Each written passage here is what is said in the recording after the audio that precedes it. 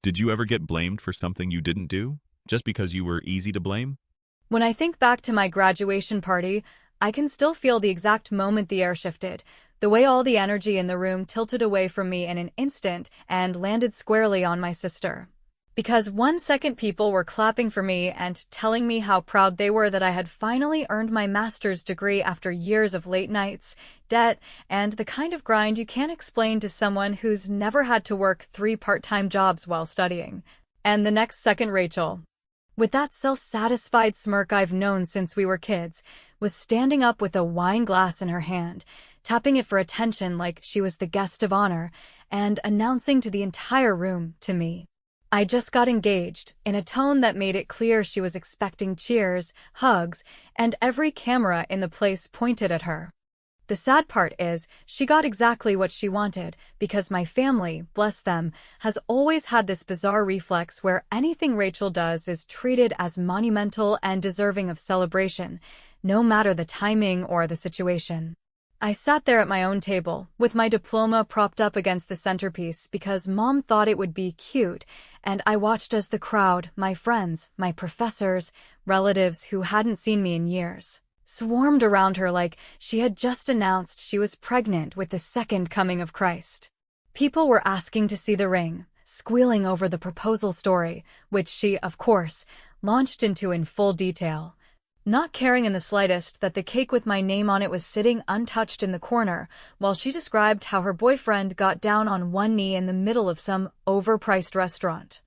It wasn't like this was some harmless, clumsy coincidence either. Rachel has a track record. At my high school graduation, she showed up late but managed to make it all about how she had just been accepted into her college's cheer team. At my engagement dinner 2 years ago, she forgot to mention she had invited her new boyfriend, then spent half the night making introductions like she was the hostess. So this, hijacking my master's degree celebration to stage her own engagement announcement, wasn't an accident, and she didn't even bother pretending it was. I caught her looking at me while she talked, just long enough to register that tiny, smug flash in her eyes, the one that says, "Yeah, I know what I'm doing, and you can't stop me without looking bitter."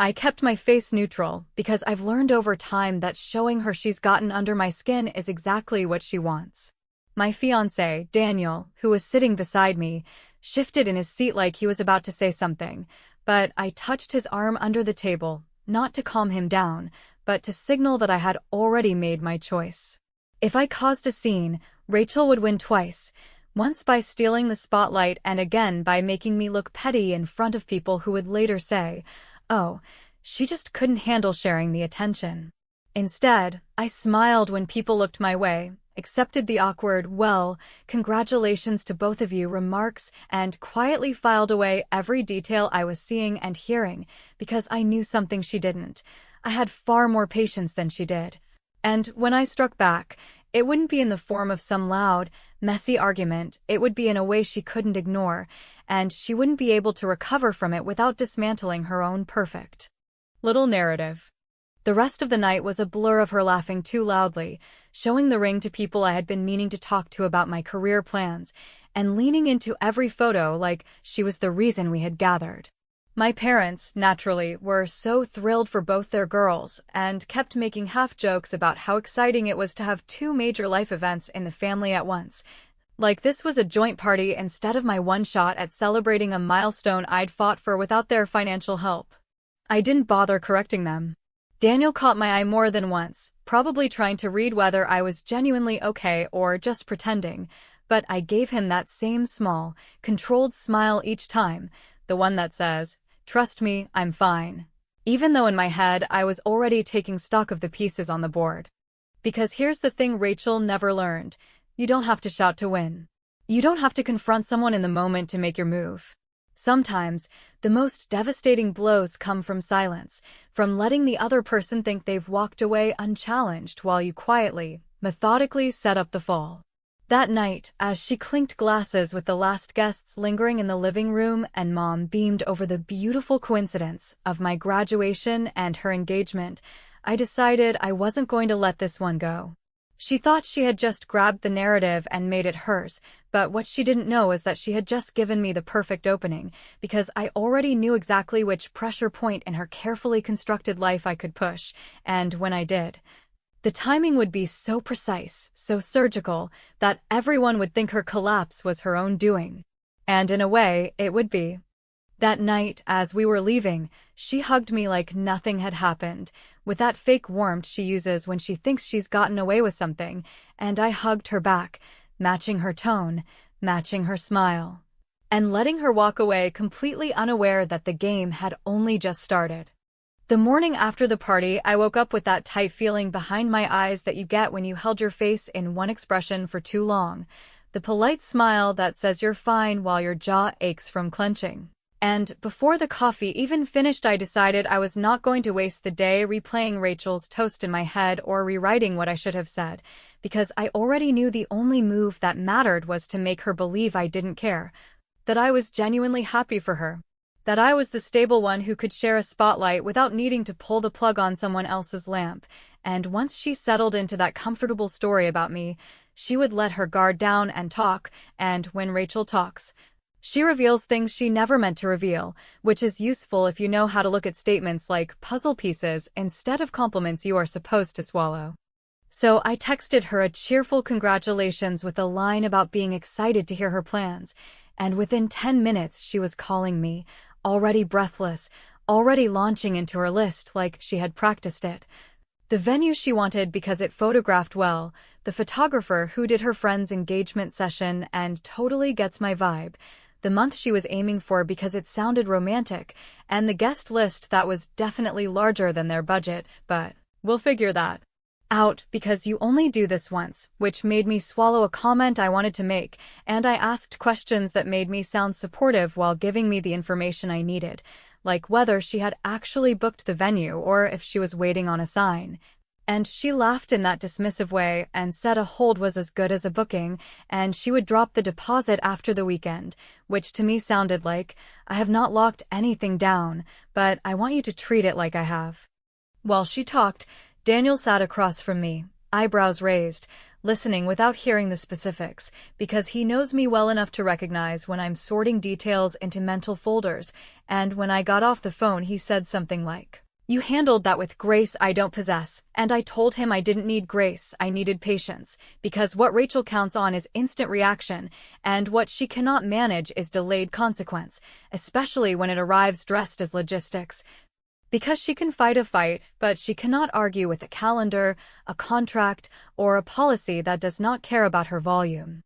The next step was to do what no one in our family ever does with Rachel, which is verify, because our parents operate on the assumption that if Rachel says something then it must already be in motion, while I prefer to check the ground before I step.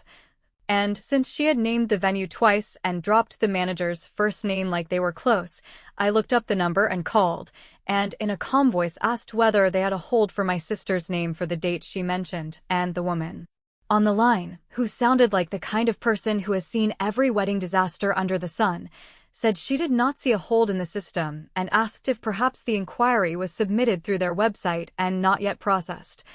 And when I gave her the name again and spelled it, she paused and said she could put a soft hold for 72 hours on any open Saturday in the target month if I was serious about booking, because their calendar was filling fast and they did not want to lose potential clients to indecision, and that was the moment where my pulse slowed and everything felt crisp, because I could hear the door that Rachel had not bothered to close swinging right in front of me. I did not rush. I asked which Saturdays were open, and the woman listed them, and I recognized one Rachel had bragged about because it aligned with her ideal date for her aesthetic, which again I let pass without comment, and I asked what a soft hold required. And she said just a name, an email, and a promise to confirm by the deadline, after which we would need to submit a deposit to convert it to a firm booking, and as she spoke I could picture the dominoes without needing to see them, because a soft hold today meant a confirmation window that would end right as Rachel was still basking in her announcement glow, right as she would be relying on the assumption that she could stroll in and toss a deposit whenever she felt like it, and my hold would put a clock on that assumption without ever mentioning her name. I gave the woman my name and Daniel's because we had talked many times about how we wanted something small and simple and sooner rather than later. And the only reason we hadn't moved was my graduate program and the need to keep our lives from becoming a stack of stress towers, and I gave her my email, and I asked the reasonable questions any normal person would ask about capacity, refund windows, and vendor policies, not because I needed to pin down every detail at that second, but because the more real it sounded on the call, the more natural the next step would be, and she said she would send the soft hold confirmation within the hour with a note on what was needed to make it firm. And when I hung up, I looked at Daniel and said that I was not plotting a theft of anything that belonged to Rachel, because she had not booked, she had not committed, she had not even checked their calendar. And all I was doing was picking up an option she had left on the table while waving her arms somewhere else. After that, I called my mother with a calm tone and said something bland about being proud of Rachel and wanting to help her if she needed a sounding board for costs. And right on cue, Mom praised Rachel's decisiveness and mentioned how she was already eyeing that venue everyone uses, and I said something like, if she loves it, she should move quickly, in that helpful voice that sounds like a reminder and not a warning. And Mom brushed it off with a laugh and said Rachel always lands on her feet. And I let her have that comforting lie because I needed them all to live inside it for a little while, long enough for the facts to catch up to the fantasy. The confirmation email landed in my inbox right after lunch, full of polite sentences about the soft hold and the deadline by which we would need to convert to a deposit. And for a minute, I just stared at it and thought about Rachel's habit of calling our aunt whenever she wants validation and asking for help with deposits she cannot really afford because she cares more about appearances than balances. And I thought about the way she threw the word deserve around at the party, as if the universe owed her whatever she could name out loud, and I decided that on its own a soft hold is not revenge, it is just a calendar entry, but if you pair it with timing and a message that feels like a celebration while being a lever, it becomes something else entirely, and that is when I drafted the one-sentence announcement Daniel and I had been quietly discussing for months, the one we had kept between us out of respect for the chaos of my program, the sentence that would sound like joy to everyone else and like a siren to Rachel. I did not post it that afternoon because patience is not a prop in my story, it is the main character, and I wanted Rachel to spend one more evening in her chosen narrative, to make a few more calls, to tell a few more people she was basically booked, to rehearse the smile she uses when she thinks someone envies her, and while she did that, I made 2 more calls that mattered, one to the photographer she bragged about, who turned out to be available on the date I had on hold and who was happy to pencil us in pending venue confirmation, and one to Daniel's aunt, who is the only member of my family who ever tells hard truths, to ask if she was free to officiate a small ceremony on that same weekend, which she was. And when I hung up, I felt that quiet click you feel when a plan goes from idea to motion without any need for dramatics. And then, just before midnight, when the house was still and Daniel had fallen asleep with the television murmuring to no one, my phone buzzed with a message from Rachel that contained a screenshot of a dress she could not afford with a caption about how this is the one. And I typed back a supportive line with a heart I deleted before sending because I do not paint lies with symbols, and instead I wrote that she should sleep and enjoy this season, and she sent back a string of exclamation points and a selfie I chose not to comment on, and once the screen dimmed I opened my drafts, reread the single-sentence announcement, and hit save, knowing that when the sun came up I would hit post, and that by the time Rachel reached the venue manager to drop that deposit she loved to talk about, she would hear the words that make her stomach drop without anyone raising a voice. That date is no longer available, which, by itself, is just logistics. But in Rachel's world, it is the first loose thread in a dress she should never have tried to wear. I woke up before my alarm because once a plan reaches that quiet stage where it can walk on its own, your body knows it, and instead of the jittery anger that had kept me awake the night before the party, I felt that steady hum that comes when you know what you're about to do is simple, honest, and impossible to argue with. So I made coffee, opened the draft I had saved, read the sentence aloud to make sure it sounded like joy and not strategy. And then I pressed post, which felt less like pulling a lever and more like setting down a weight I had been holding alone, because all it said, in plain language that anyone in our circle would understand, was that Daniel and I had decided to stop waiting and build our life now. That we were getting married in a small ceremony at the end of the summer, that we loved the idea of keeping it close to family and easy on everyone, and that we had found a simple venue we felt good about, with more details coming soon, a message that would read, as a normal happy update to any reasonable person while pressing every insecure button on the dashboard. Rachel calls her sense of self. Before the comments started, I called my parents on speaker with Daniel beside me, and I told them directly what we were doing, because I did not want them hearing through a cousin's screenshot and making it a conversation about courtesy rather than about choice. And I explained, calmly and without apology, that we wanted something small, something that would not turn into a 6-month production or a fight over color schemes, that we chose a date that worked for Daniel's and to officiate, and for my advisor to attend before he left for a long fellowship, and that the venue was within our budget and straightforward about policies, which meant no financial gymnastics and no last-minute panic. And my dad said he was proud of me for choosing peace over spectacle, which was his way of saying he did not have the energy for another family circus, and my mom made a soft sound that I recognized as worry about Rachel's reaction. Then said of course she would be there and of course they would support us, and I thanked them and told them I would send the details privately first, because we wanted it to feel like a family moment, not a public broadcast. By the time I hung up, the post had already gathered a small crowd of likes and those warm comments people leave when they are genuinely happy for you, and 2 messages from friends asking how we pulled off a summer date when everything was booked. And I replied with the same line to each of them about choosing a smaller place and keeping the guest list tight, and as I typed I imagined Rachel waking up, checking her phone out of habit, seeing my name at the top of her feed, and feeling that lurch you get when you realize someone else moved while you were still rehearsing, because timing is not just about speed, it is about order. And she had spent the last 24 hours building a story about her timeline without noticing that the calendar is not a mirror. It does not show you what you want to see, it shows you what you put on it. Around mid-morning, I called the venue manager and, in that cheerful voice that makes logistics flow, I thanked her for the soft hold and told her we were ready to convert to a firm booking for the end of summer date she had reserved.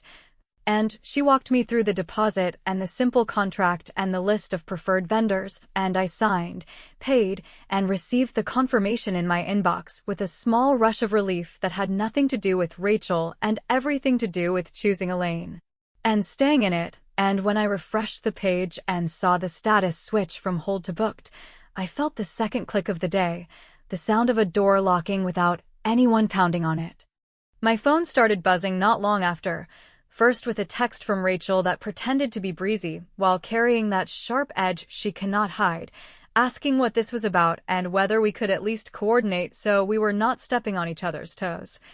And I typed back a sentence that was both true and deliberately unhelpful, saying that we were doing something tiny and that there would be no overlap because we were moving quickly and keeping things private, which is the kind of sentence that drives her up the wall because it offers no foothold for control, and within minutes she called, because Rachel prefers voice where she can push, and when I did not answer she called again. And then she sent a voice note that started with sugar and slid into vinegar, asking whether I had booked the place she had told me she was looking at, because if so that would be a pretty wild move. And I put the phone face down and let Daniel listen to the voicemail later, because even though I knew exactly how this looked to her, I also knew that what I had done was not theft or sabotage, it was selection, and if she had wanted that date, she could have acted like a person who wants a date, not like a person who wants applause for saying she wants it. Before lunch, the venue manager emailed to say that another inquiry had come through for the same date and she was glad we had converted the hold because she would have hated to disappoint us if we had waited. And I thanked her and told her I completely understood the pressure on their calendar this season. Then I forwarded the confirmation to my parents with a short note and the reminder that we were keeping it intimate, which I knew would trigger a family chain reaction of whispers. calculations about babysitters, and comparisons to Rachel's grand plans, and I let that play out without steering it, because if there is one thing I have learned, it is that you do not need to manage a fire once the kindling is dry. By early afternoon, Rachel's texts had shifted into that familiar pattern where she masks control as compromise, suggesting that if I was set on a summer wedding, maybe she and her fiancé could go for early fall. And if we were using that particular photographer, perhaps we could share a package. And if we just sat down and mapped out a joint calendar, we could make everything feel cohesive and cute for our parents. Which sounded collaborative until you notice how every sentence put me behind her in the lineup, and I replied politely that we were not doing joint anything, that our guest list would be small, and that we were not using a bridal party or any of the heavy decor vendors. And I ended with the line that I knew would land like a cold glass of water, saying that we were happy to celebrate her whenever she locked in her actual plans, a phrase that in my mouth meant contracts and deposits, not Pinterest boards and big declarations. She called again, and I still did not pick up, because I wanted the next piece to arrive not from me but from reality, and right on time. Just after 3, I got a message from a mutual friend who works in events that said, in the blunt way people who do logistics speak, that Rachel had called their office in a panic after learning the date she wanted was no longer available and had demanded they squeeze her in with some premium you pay when you realize you waited too long. And they had told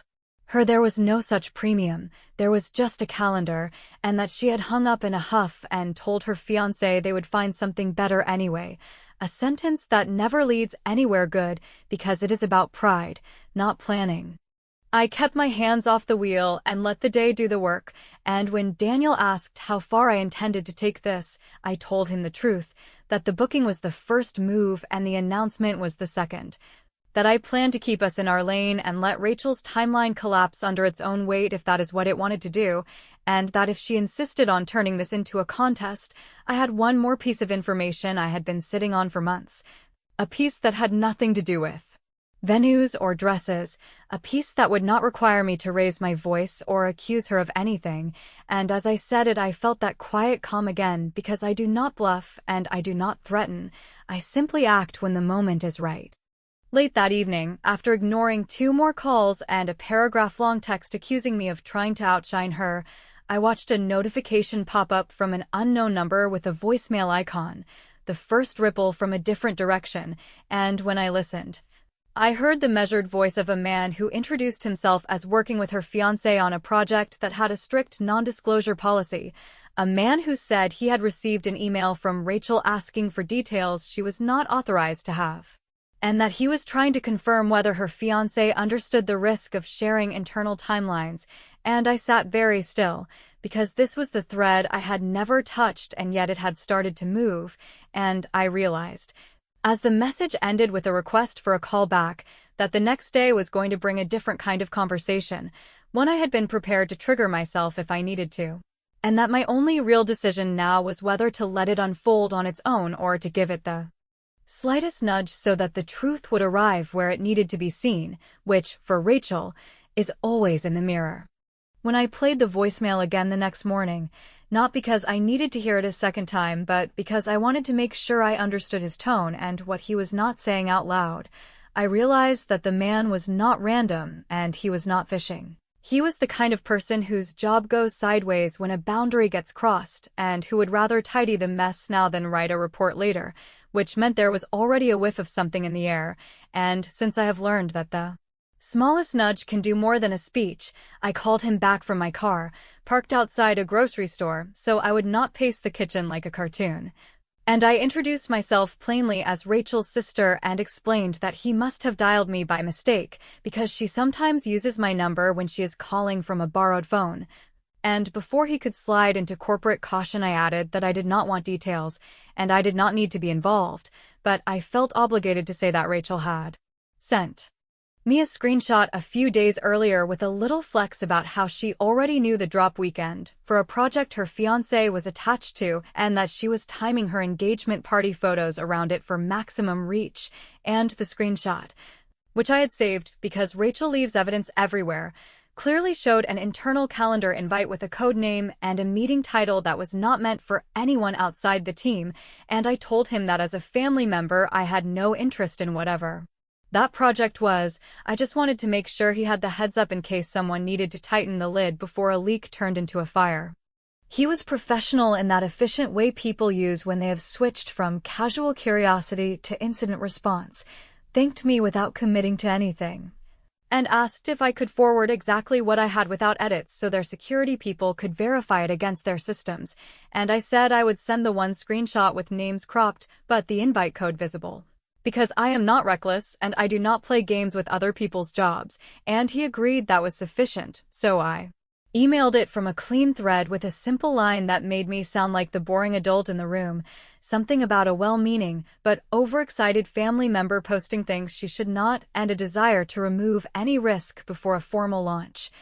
And then I turned off my phone for 15 minutes and walked into the store to buy milk, because sometimes the best way to keep a steady hand is to force your life to keep its regular rhythm while the other person scrambles.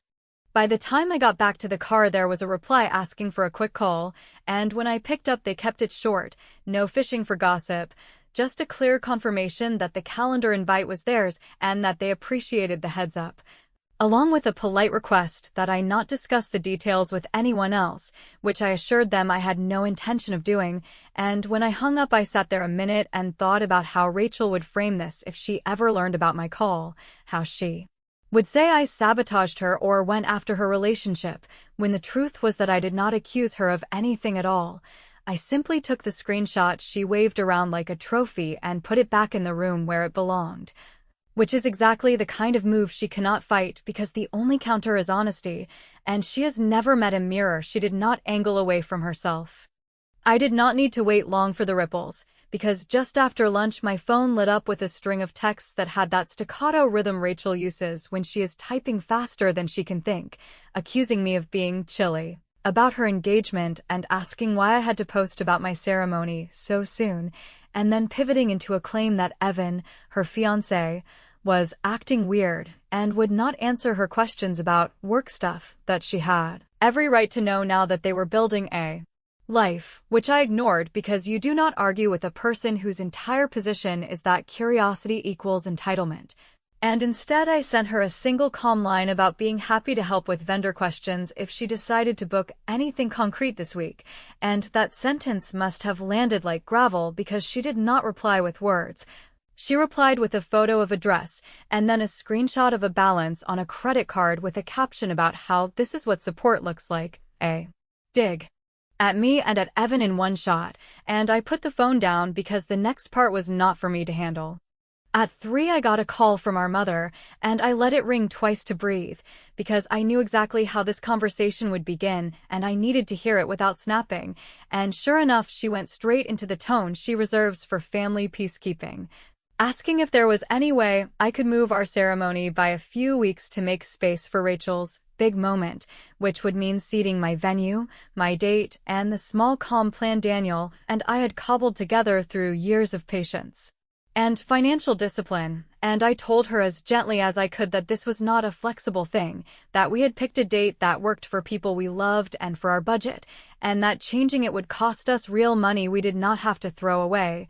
And when she started to protest, I added that if Rachel wanted a date in that season, she needed to book it like adults do, because a hold is not a reservation and an I'll get to it is not a plan, which made her sigh and say she just wanted both her daughters to feel celebrated. And I said the sentence that finally shut me up, which was that celebration does not always look like center stage. Sometimes it looks like a stable life and a lack of emergencies, and that I was not going to apologize for choosing that. An hour later, as if on cue, the colleague from the voicemail reached back to say that they had completed a quick internal check and had spoken directly with Evan, and while he did not share the content of that conversation, I did not need the details because the next ripple arrived immediately in the form of a missed call from Rachel and then a text that asked, in that accusatory way she has when she suspects a truth she cannot name, whether I had said something to someone. That made Evan go, nuclear about privacy and start talking about boundaries and non-disclosure agreements like she was a stranger, and I typed and deleted 3 drafts before settling on a single sentence that was both unassailable and infuriating, telling her that if her fiancé had concerns about his work it would be wise to respect them, and that prying into timelines that are not yours is a good way to make people lose trust, which is what she did not want to hear and exactly what she needed to hear, though I knew it would not land as advice, but as an attack, so I put the phone on Do Not Disturb and made dinner with Daniel while we talked about nothing serious, like we always do when the day is already heavy. Just after 7, I got a message from a friend who hates gossip but cannot sit on things that will blindside you, and she wrote that she was in a group chat where Rachel had been venting about Evan going all compliance officer on her and demanding she delete any photos or screenshots that even hinted at his work, and that she had sent a panicked voice note claiming she had only asked for little details to help with scheduling, and that he had responded by asking her to hand over her phone for a minute, which, if you know Rachel, is a non-starter because control of her image is the oxygen she breathes, and my friend ended with "I think this is about to explode," which was both a warning and, I will admit, a little bit of validation that the line I had chosen was exactly where it needed to be.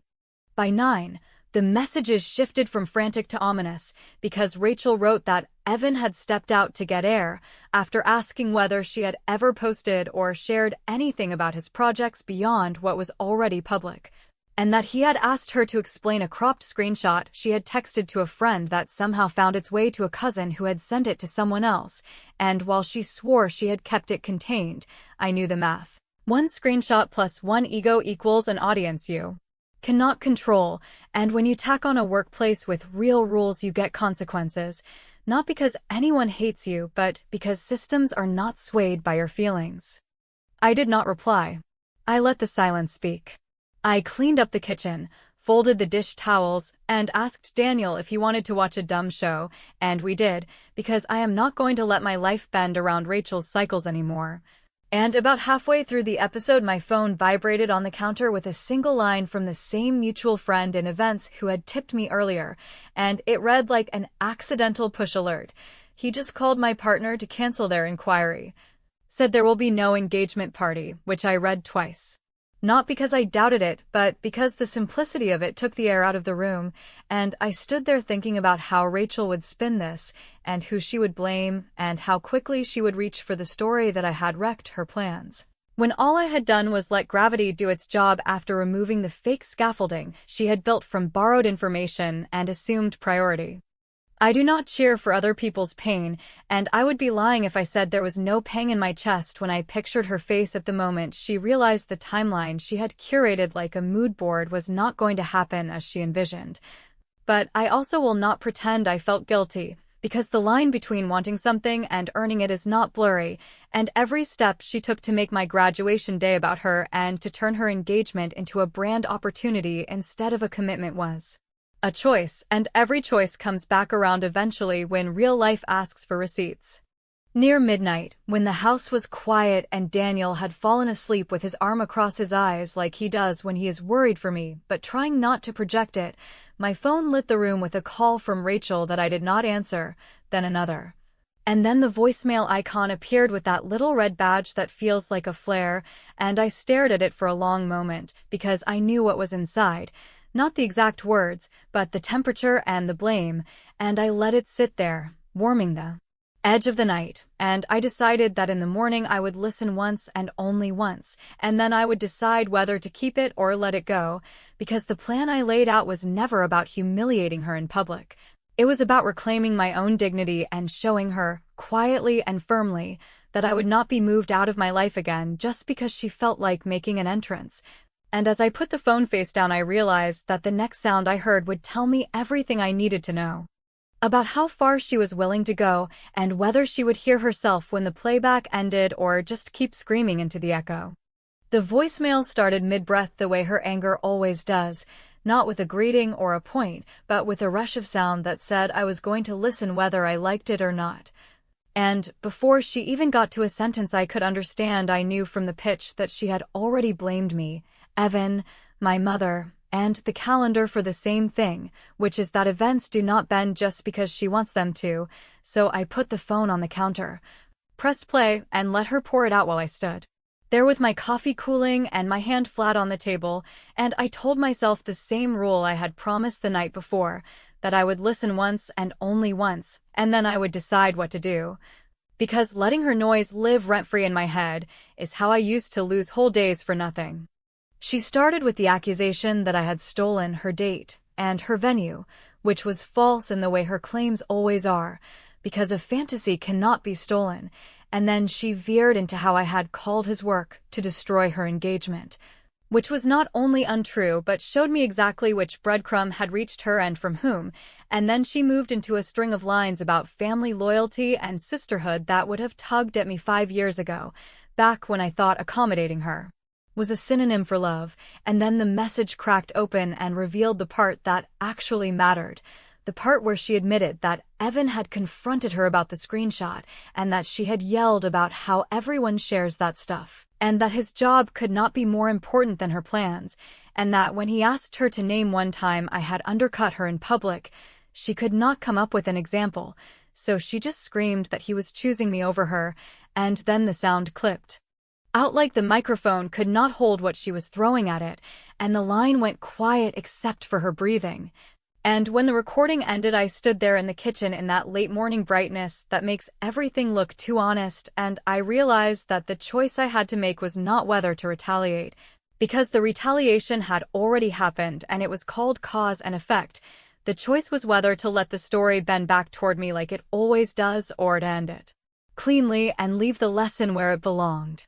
I saved the voicemail, not because I plan to use it, but because I am done gaslighting myself after the fact about how bad it really was, and then I called my parents, put them both on speaker, and told them calmly that they were going to hear something they would not like, and that I needed them to actually listen instead of racing ahead to the part where they asked me to apologize for her behavior in order to make the day easier.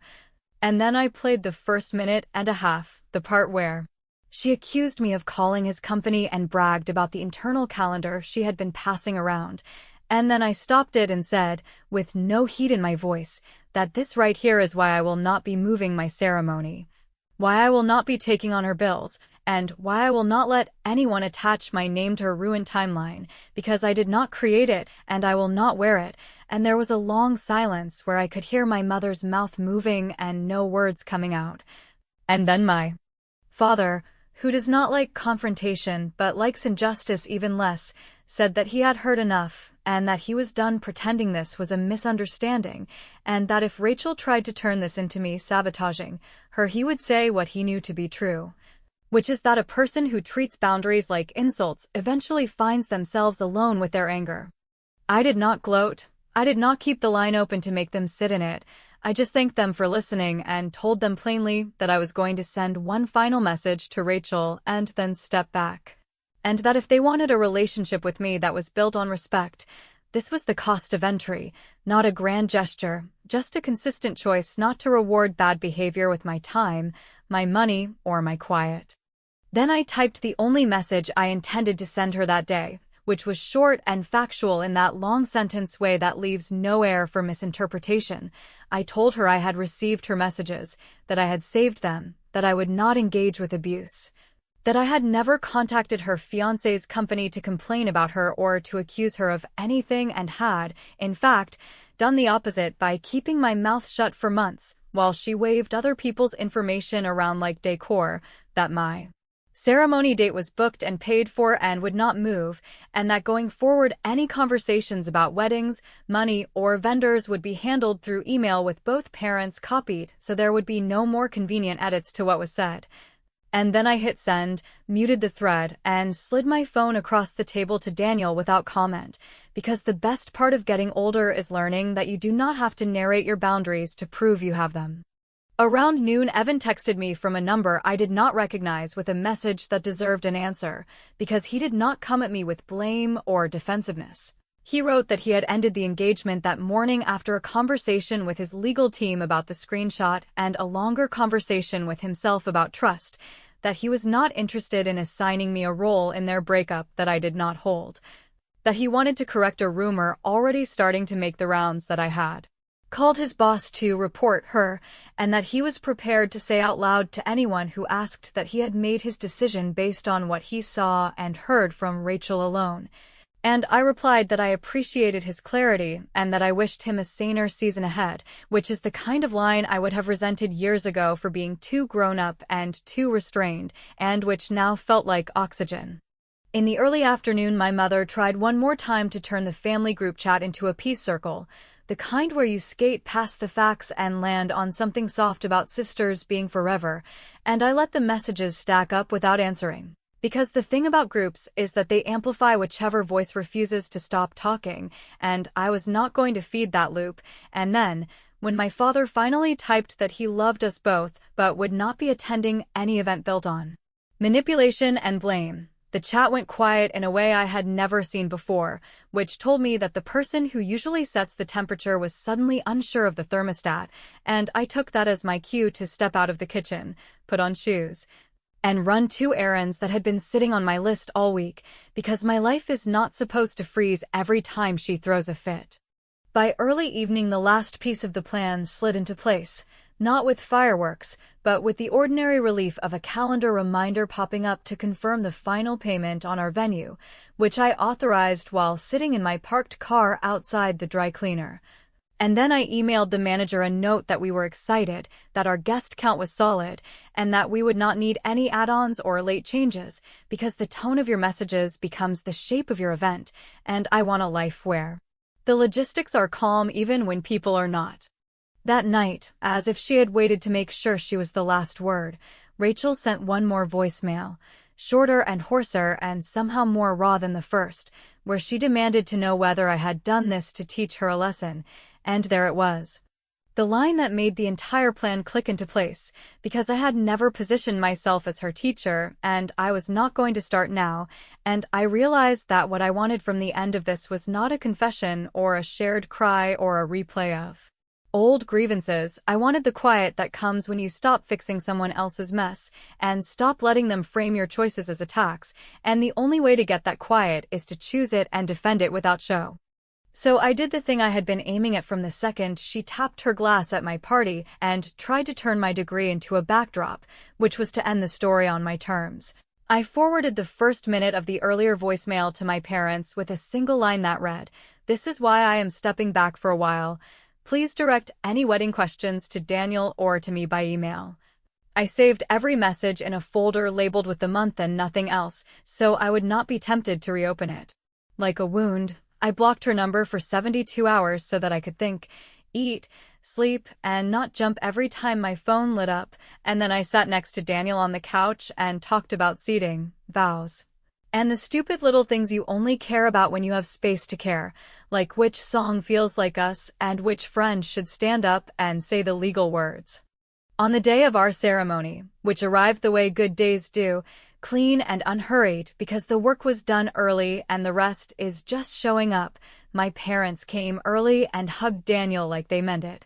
My father slipped an envelope into his hand that held a practical gift and a note that used plain language about pride and relief. My mother kept her voice low and her questions specific. And when the small circle formed and Daniel's aunt said the words and I answered them back, I felt only one pang that belonged to the past, not to the present, and it passed without leaving a mark, because absence is not drama when you have chosen to stop asking it to perform.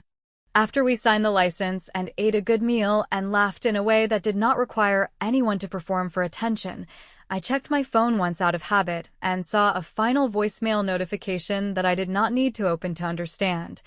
And I deleted it without listening, not out of cruelty but out of self-respect, and as I put the phone back in my bag I realized that the plan I had been building since the night she toasted to herself was not a plan to break her, because people who are busy trying to break someone else often end up broken by their own hands. It was a plan to choose my life, to stop ceding ground because someone else had a louder voice, and to let the truth go where it needed to go without me dragging it by the collar.